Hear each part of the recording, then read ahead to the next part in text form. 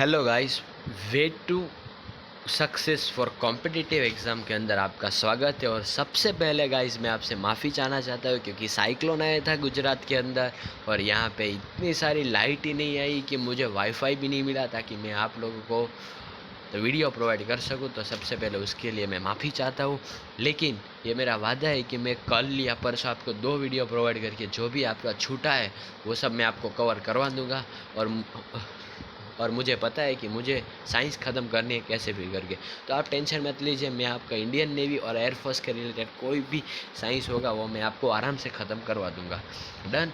और एक बार फिर से सॉरी गाइस, आप लोगों का अच्छा सपोर्ट चल रहा है, लेकिन मेरे घर पे लाइट ही नहीं थी तो मैं क्या कर सकता हूँ। और पूरा प्रोजेक्टर ही ख़राब था, ना तो मैं पीपीटी बना सका, कुछ नहीं कर सका। लेकिन आज मैं कैसे भी करके, मैं थोड़ी पीपीटी अच्छी नहीं है लेकिन वीडियो कैसे भी करके मैं बना के लाया हूँ। डन। तो आज के लिए सॉरी भाइयों, कल से हम पक्का रेगुलर हो जाएंगे। डन। तो सबसे पहले आज हमारा टॉपिक होगा laws of motion. Laws of motion. अभी आप ये सोच रहे होगे कि लॉज ऑफ मोशंस, तो हमारे पास देखो अच्छी सी पीडीएफ है, हम डायरेक्ट पीडीएफ में से ही ट्राई करेंगे, ठीक है। तो बिना किसी देरी के आज का लेक्चर शुरू कर दे। और सबसे पहले इंपॉर्टेंट अनाउंस, सभी लोग बोल रहे थे सर मैं जनरल अवेयरनेस भी कवर कराऊँ, तो मैं जनरल अवेयरनेस कवर कराने की कोशिश करूँगा, लेकिन हालांकि मैं साइंस तो मैं पक्का कवर करा दूँ। तो मैं उसके ऊपर कुछ सोचता हूँ, बाद में आपको रिप्लाई करूँगा। डन। ओके। सो हम चलते सीधा पीपीटी।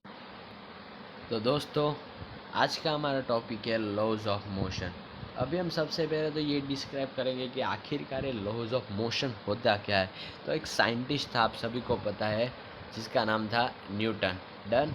तो न्यूटन ने मोशन के रिलेटेड 3 लॉ दिए, उसी को लॉज ऑफ मोशन बोला जाता है। मतलब कि जो मोशन, मतलब जब भी कोई ऑब्जेक्ट मोशन या फिर रेस्ट के अंदर होता है तब ये जो होता है वो लॉज ऑफ मोशन होता है। तो उसके रिलेटेड हमें सबसे पहले क्या करना होगा कि न्यूटन ने जो लॉ दिए उसके रिलेटेड कुछ टर्म्स होगी। मानो कि सपोज आप लोग वहाँ पे जाते हो, सपोज आप लोग होटल में जाते हो और आपको डाइनिंग टेबल पे बैठना हो, तो आपको सबसे पहले पता होना चाहिए कि आपको आपको सभी चीज़ों के बारे में जानना होगा। यहाँ पर कौन कौन सी चीज़ें मिल रही है, कौन कौन सी डिमांड मिल रही है, उसके आधार पर ही आप जान पाओगे कि होटल है। तो इसका मतलब तो हम भी ऐसे ही जान पाएंगे कि अगर हम फोर्स को जानते होंगे तो हम लॉज ऑफ मोशन आसानी से समझ सकते हैं। सबसे पहले हम फोर्स से स्टार्ट करेंगे। डन। तो हमारा पहला टॉपिक है फोर्स। ये रहा यहाँ पहला टॉपिक, आप देख सकते हो फोर्स। अभी देखते हैं फोर्स क्या होता है। तो फोर्स होता है एनी एक्शन विच कोज पुल और पुश, सॉरी यहाँ पे थोड़ा गलती मिस्टेक होगी, यहाँ पे पुश आएगा, पुल सॉरी पुल, यहाँ पे पुश आएगा। डन। Sorry sorry. कोई भी ऑब्जेक्ट होता है जिसको हम पुल और पुश कर सकते हैं, तो हम उसको कुछ फोर्स दे रहे हैं तो उसको फोर्स बोला जाता है। डन। ऐसे देखो, सपोज मैं आपको थ्रू एग्जांपल के थ्रू समझाता हूँ। ये एक ऑब्जेक्ट है, ये यहाँ पे हमारी अर्थ क्रस्ट है, और यहाँ से मैंने इसको पुश किया। एक मिनट में कलर चेंज करूँ ताकि आपको देखो, यहाँ से मैंने ऑब्जेक्ट को पुश किया तो ये मैंने फोर्स लगाया उसके ऊपर। लेकिन अगर ये मैं पुश नहीं करता, कुछ नहीं करता, तो यहाँ पे क्या होगा, अगर पुश नहीं करता तो ये ऑब्जेक्ट क्या कहलाएगा, as a on the rest कहलाएगा। क्या कहलाएगा, रेस्ट। क्या होगा, rest, on the rest object हो जाएगा। तो जो मोशन के अंदर जब कोई भी चीज़ें होती है फोर्स के अंदर, तो तभी होती है जब हम उसके ऊपर फोर्स लगाते हैं, तब ये मोशन में आता है। डन। Okay done. अब ये यहाँ पे फोर्स के भी 2 टाइप होते हैं, एक बैलेंस फोर्स होता है और एक अनबैलेंस फोर्स होता है। यहाँ पे देखो मैंने टाइप्स भी दिखा है यहाँ पे, ये देखो, ये बैलेंस फोर्स और यहाँ पे अनबैलेंस फोर्स। तो अभी हम देखेंगे कि बैलेंस फोर्स और अनबैलेंस फोर्स में क्या क्या डिफरेंस होता है। डन। ओके। तो अभी हम जाएंगे अनबैलेंस फोर्स की तरफ। डन। तो यहाँ पे आप देख सकते हो, ये थोड़ा इसको छोटा कर दूंगा ताकि आपको देखने में आसानी रहे और मुझे समझाने में आसानी रहे। डन। ओके। अब हम जाते हैं बैलेंस फोर्स की तरफ। Done.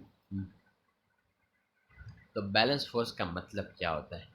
Balance force: if there are many forcing acting on an object but resultant of all of the zero, then the forces are called balance force. अगर कोई ऑब्जेक्ट के ऊपर बहुत सारे फोर्स अप्लाई हो रहे हो, लेकिन उसका जो रिजल्टेंट फोर्स है वो ज़ीरो हो। अभी मैं आपको समझाता हूँ। रिजल्टेंट मतलब उसका जो टोटल फोर्स या फिर अनुपात कह सकते हो जो ज़ीरो हो, तो उसे बैलेंस फोर्स कहते हैं। मैं हिंदी वालों के लिए भी अच्छे से समझाऊंगा ना।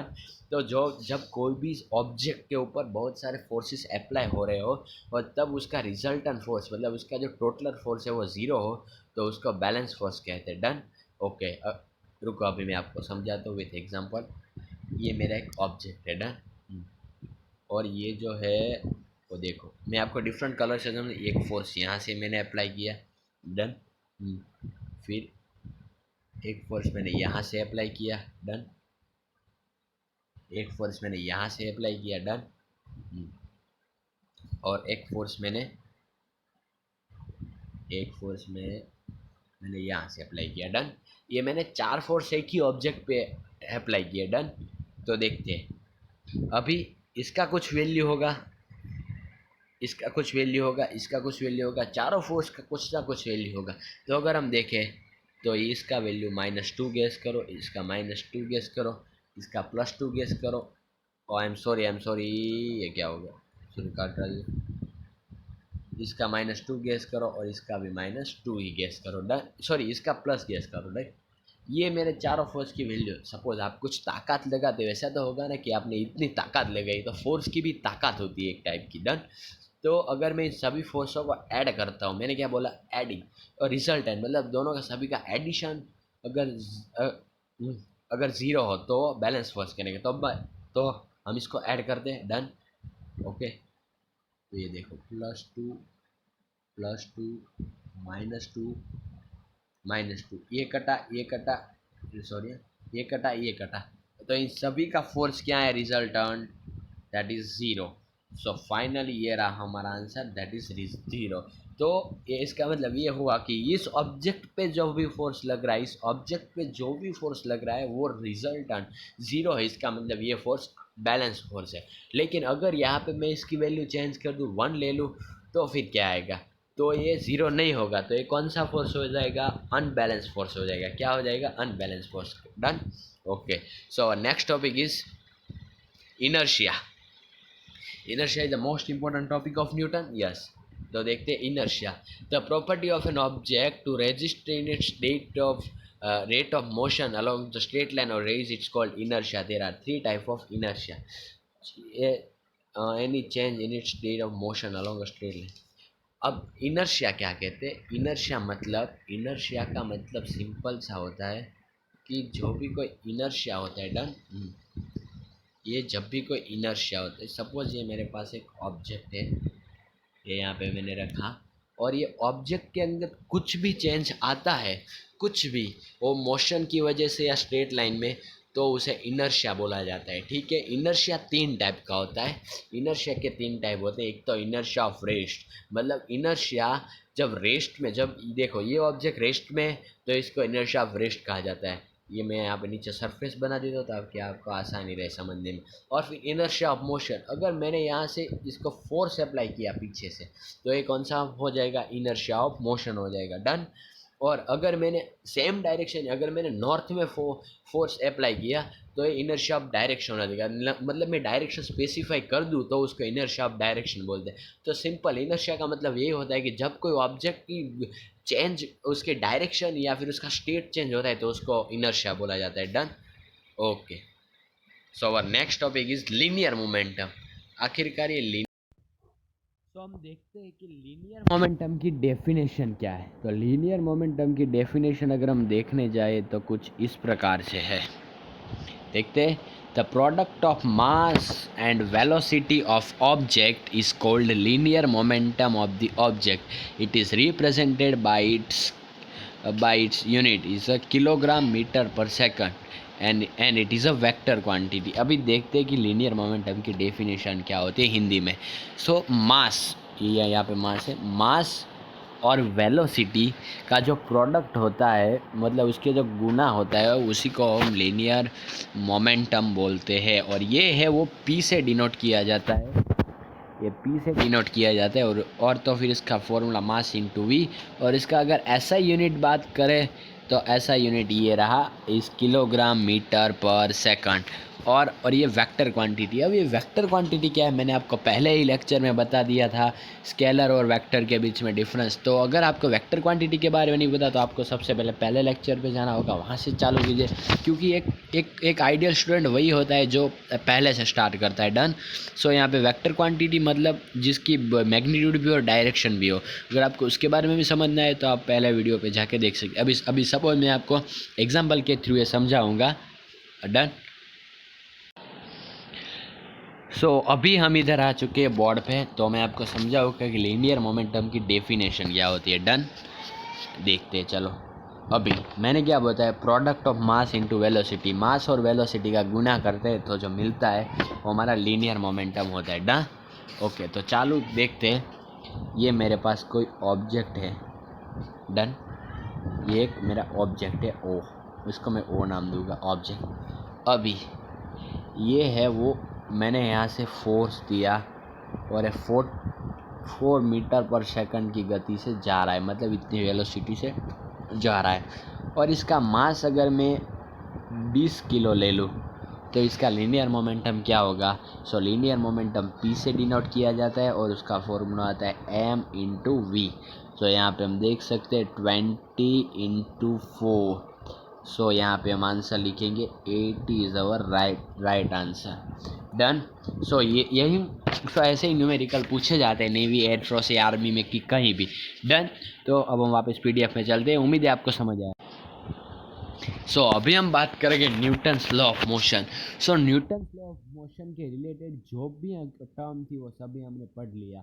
जैसे कि अगर हम बात करें उस टर्म की, तो हम देख सकते हैं उसके अंदर दो चीज़ें होती है। जैसे सपोज पहले नंबर पे आती है, ये देखो पहले वाली होती है फोर्स, उसके बाद मोमेंटम, वो सब हमने देख लिया।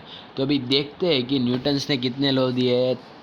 3 लॉ दिए न्यूटन्स ने, और उसी को न्यूटन्स लॉ ऑफ मोशन है। तो उसका फर्स्ट लॉ क्या था, आगे देखते हैं। फर्स्ट लॉ हम देखते हैं, मैं आपको थ्रू एग्जांपल बेस्ट तरीके से। Any object remains in the state of rest और in a uniform motion along a straight line until it is compelled to change the state by applying an external force. This law is known as the law of inertia. जो Newton का जो पहला law है उसको law of inertia भी बोला जाता है। इसके लिए मुझे आपको थोड़ी स्पेस चाहिए होगी, मैं आपको सीधा बोर्ड पे लेके चलता हूँ ताकि मुझे समझाने में आसानी हो। डन। देखो यहाँ पे हम बोर्ड पे आ चुके हैं। डन। तो ये देखो न्यूटन्स का पहला लॉ क्या बोलता है, मैंने अभी बताया कि एनी ऑब्जेक्ट जब वो स्टेट, देखो सबसे मैं प्रैक्टिकली समझा तो फिर एग्जांपल के थ्रू समझाऊंगा। जैसे कोई भी ऑब्जेक्ट हो, अगर वो रेस्ट में हो तो रेस्ट में तब तक ही रहेगा जब तक उसके ऊपर एक्सटर्नल फोर्स अप्लाई नहीं किया जाएगा। लेकिन जैसे एक्सटर्नल फोर्स अप्लाई किया जाएगा तो मोशन में मूव करने लगेगा। डन। और अगर वो मोशन में हो तो उसको रेस्ट में लाना हो तो वो तभी आएगा जब तक उसके ऊपर कोई भी वो फोर्स अप्लाई ना किया जाए। देखो सपोज ये एक ऑब्जेक्ट है मेरे पास। डन। छोटा सा ही बना है। डन। और अभी मैंने देखा ये जो ऑब्जेक्ट है, ऑब्जेक्ट किया मैंने। डन। और ये लाइन क्यों नहीं खींच रही, पता नहीं। डन। ये जो ऑब्जेक्ट है, अगर मैं इस ऑब्जेक्ट के ऊपर कोई भी फोर्स लगा दूँ, डन, ये देखो ये शायद क्रस्ट के साथ वो मूव कर रहा है। डन। अगर मैं इस ऑब्जेक्ट के ऊपर कोई भी फोर्स लगा दूँ, देखो अब ये रेस्ट में है। डन। तो इसका मतलब ये होगा कि जब वो रेस्ट में तभी तक रहेगा जब तक उसके ऊपर कोई भी एक्सटर्नल फोर्स अप्लाई नहीं किया जाता है। डन। ये देखो एक ऑब्जेक्ट है, अब ये रेस्ट में तब तक ही रहेगा जब तक उसके ऊपर कोई भी फोर्स अप्लाई नहीं किया जाता। तो यही पहला लॉ है न्यूटन्स का। अगर मैंने यहाँ पे एक्सटर्नल फोर्स अप्लाई कर दिया तो मूव करने लगेगा, तो रेस्ट में आ जाएगा। इसका मतलब कि जब तक हम फोर्स अप्लाई नहीं किएगा तब तक कोई भी ऑब्जेक्ट अपनी स्टेट है वो चेंज नहीं करता। अगर वो मोशन में होगा तो मोशन में ही रहेगा, और अगर वो उसके अंदर होगा तो उसके अंदर रहेगा। डन। ओके। अभी हम देखते हैं। अभी हम देखेंगे कि इसकी एप्लीकेशन, मतलब न्यूटन्स का पहला लॉ कहाँ तक यूज़ होता है। डन। तो ये रहा वो पहला लॉ कि यूजेस कौन कौन से देखते हैं। सबसे पहले द पैसेंजर इन अ बस full backward when it start suddenly. जब कोई भी बस है वो सडनली स्टार्ट होती है तो इसका मतलब ये होता है कि आपको फोर्स लगता है तो आप सडनली बैक साइड पे चले जाते हैं। ये आपने वो किया होगा, इम्प्रूव किया होगा। Done. Oh when a carpet और blanket is beaten with a stick then the at dust particle separate. अभी देखते, सपोज ये कोई कारपेट है। डन, ये कोई कारपेट है। डन, इसके अंदर छोटे छोटे डस्ट पार्टिकल हो गए, मैं राइट हो गए, यस ये देखो छोटे छोटे डस्ट पार्टिकल है।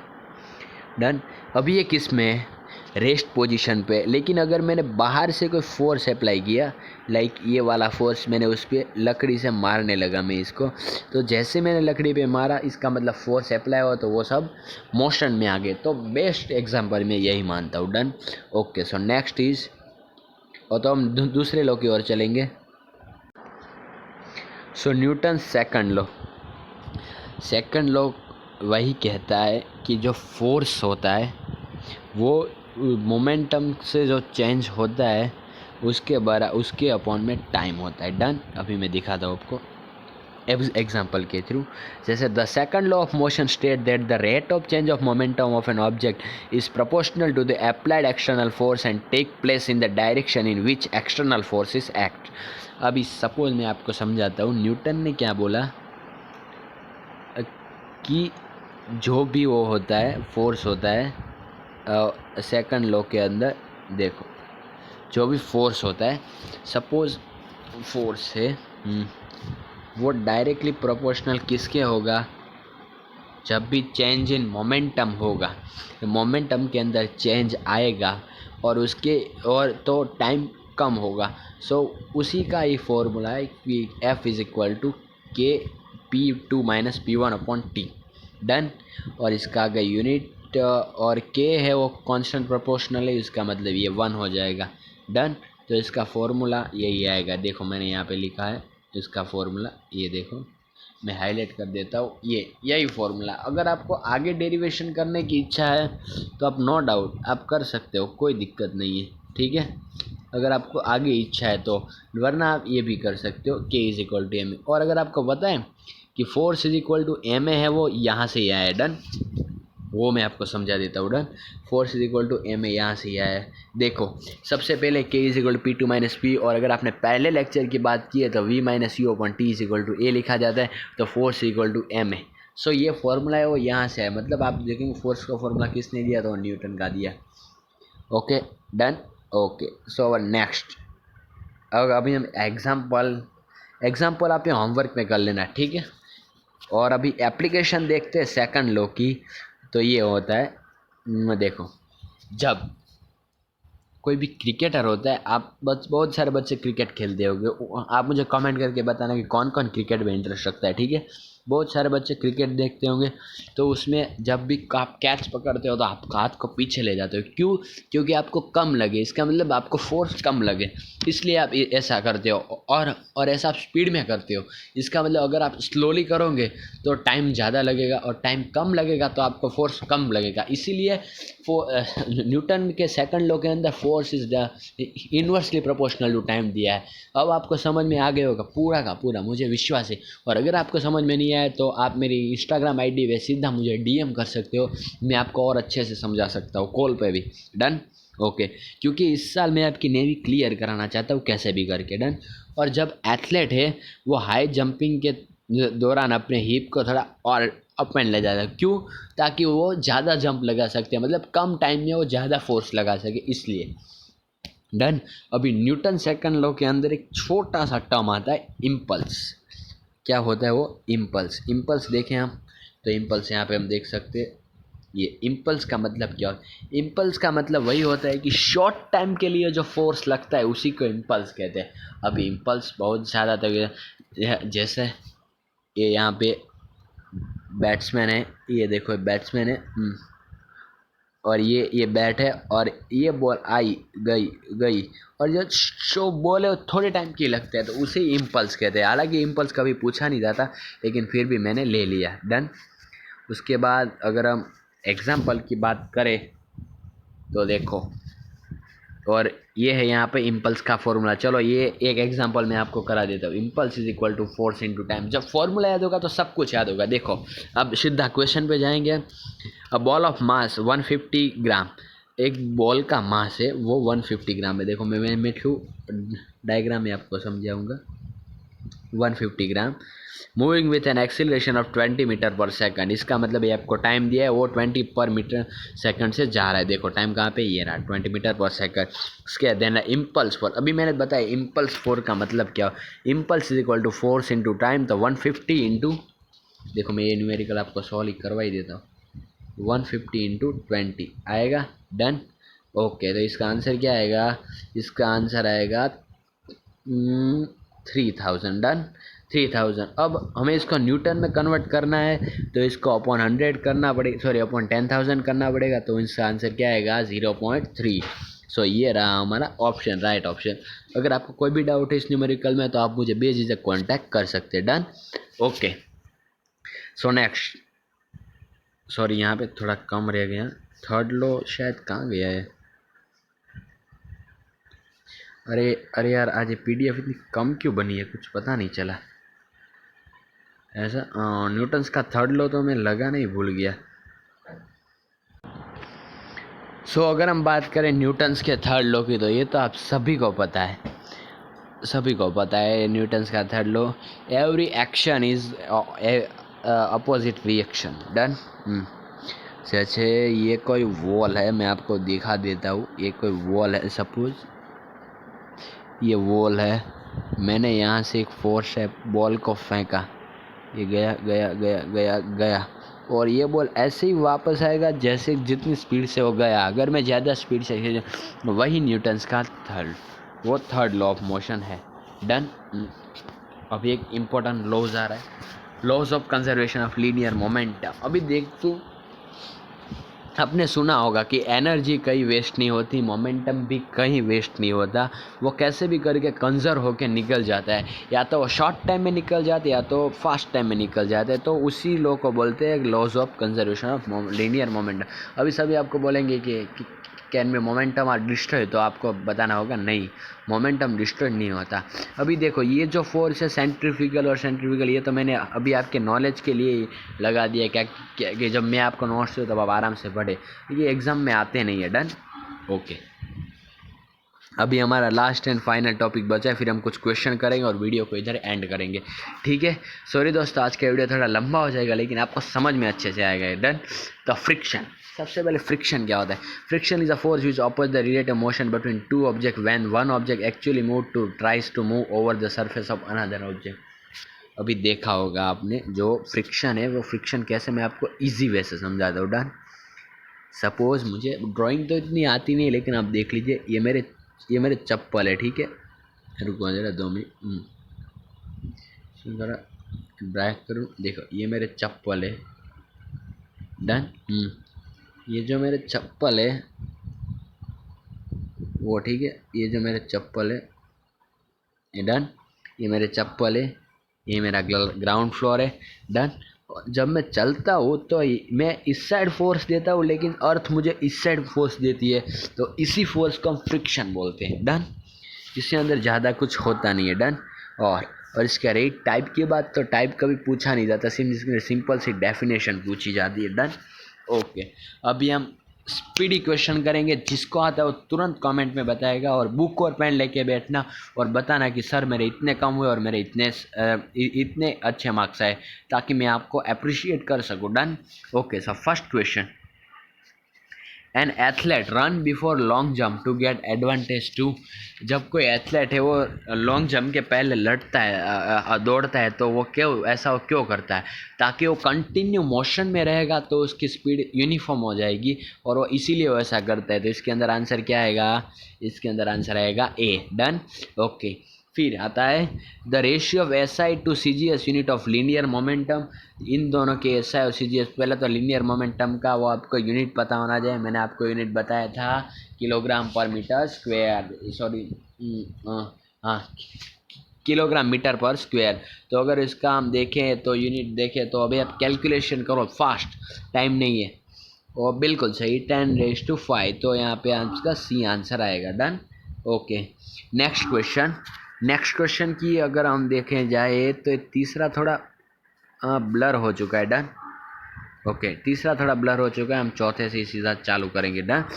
When moving bus suddenly apply brakes then passenger steering will fall in the forward direction, this can be explain by. Okay, जब अभी मैंने आपको बताया जब भी बस के अंदर आप जाते हो तो वहाँ पे वो हो जाता है, आप पीछे बैकवर्ड हो जाते हो क्योंकि वो ब्रेक लगाता है। तो ऐसा कौन से लॉ में होता है? तो लॉ ऑफ इनर्शिया। तो लॉ ऑफ इनर्शिया कौन सा लॉ है? तो न्यूटन्स फर्स्ट लॉ। हम स्पीड से चलेंगे, कवर करते चलेंगे, आप टेंशन मत लो। और न्यूमेरिकल मैं आपको होमवर्क में दूंगा, और अगर आपको कोई डाउट हो तो आप मुझे आराम से बता सकते हो। डन। ओके, सो ये पांचवा फाइनली न्यूमेरिकल लग रहा है तो होमवर्क में जाएगा, ठीक है। और next 6 question. A goalkeeper in a game of football pulls his hand backward after holding the ball shot at the goal. This enables the goalkeeper to, कोई भी गोलकीपर होता है अपने हैंड को पीछे ले ले ताकि उसको कम फोर्स आए। तो ऐसा वो क्यों करता है? डन। तो इसके अंदर आंसर आएगा वो फोर्स कम करने के लिए करता है, तो इसके अंदर बी आंसर आएगा, बी। डन। ओके, उसके बाद 7 वाला न्यूमेरिकल है, वो आपको होमवर्क में करना है। उसके बाद 8 वाला 8 वाला न्यूमेरिकल नहीं है। उसके अंदर बोला है the SI unit of force newton is given by where M stand for metre and S stand for second. जब कोई ऐसा यूनिट दिया जाता है तो उसके अंदर क्या आता है? न्यूटन इज इक्वल टू क्या आता है? तो उसका आंसर आएगा 1 न्यूटन इज इक्वल टू क्या आता है? 1 kg metre per second square. Done. Okay, next question 9वें नंबर, 9वां शायद न्यूमेरिकल है तो आपको होमवर्क में जाएगा। डन। उसके बाद a passenger in a moving train tosses a coin upward with falls behind him, it implies that motion of train is. जब भी कोई सिक्का उछालते हैं ट्रेन में तो उसके पीछे पड़ता है, इसका मतलब क्या होता है? मोशन कौन सा हो रहा है? तो इसका मतलब ये हो रहा है कि ट्रेन एक्सीलरेट हो रही है, मतलब वो ज़्यादा स्पीड से भाग रही है ताकि वो हवा को काट रही है। तो इसके अंदर क्या आंसर आएगा? एक्सीलरेट। और अगर ऐसे क्वेश्चन आपको कोई नहीं कराएगा। Done. Okay, so next 11 PDF कैसे बनेगा कुछ पता नहीं चल रहा है आज मेरी टीम ने। I am sorry for this convenience. Okay, next the impulse on an particle due to force acting on it during a given time interval is equal to the change in। जब भी कोई equal time के अंदर जो force acting होता है तो किसके इज इक्वल टू होता है, ये आपको बताना है। यस, बिल्कुल सही जवाब, उसका आंसर होता है मोमेंटम। ठीक है। ओके, उसके बाद 13 आपका न्यूमेरिकल है, आपको होमवर्क में देता हूँ, और 14 भी न्यूमेरिकल है, वो भी आपको होमवर्क में देता हूँ। डन। सो फाइनली अगर आप हमारे चैनल पर नए हो तो सब्सक्राइब करना मत भूलिए, शेयर करना मत भूलिए, और अगर मेरी कोई गलती रह जाती हो तो आप बेझिझक मुझे बोल सकते हो ताकि मैं उसके इम्प्रूव कर सकूँ और अगले आपको और अच्छा सा दे सकूँ। और बहुत सारे बच्चों की डिमांड आ रही है, मुझे DM आ रहा है कि सर आप हिस्ट्री के लेक्चर चालू कीजिए, लेकिन हिस्ट्री के लेक्चर अभी मैं कुछ सोच रहा हूँ, शायद कर दो अगले वीक से, ठीक है, लेकिन मैं पूरी कोशिश करूँगा। डन। ओके, थैंक यू, और आप हमारे टेलीग्राम चैनल पर ज्वाइन होना मत भूलिए। Okay, thank you.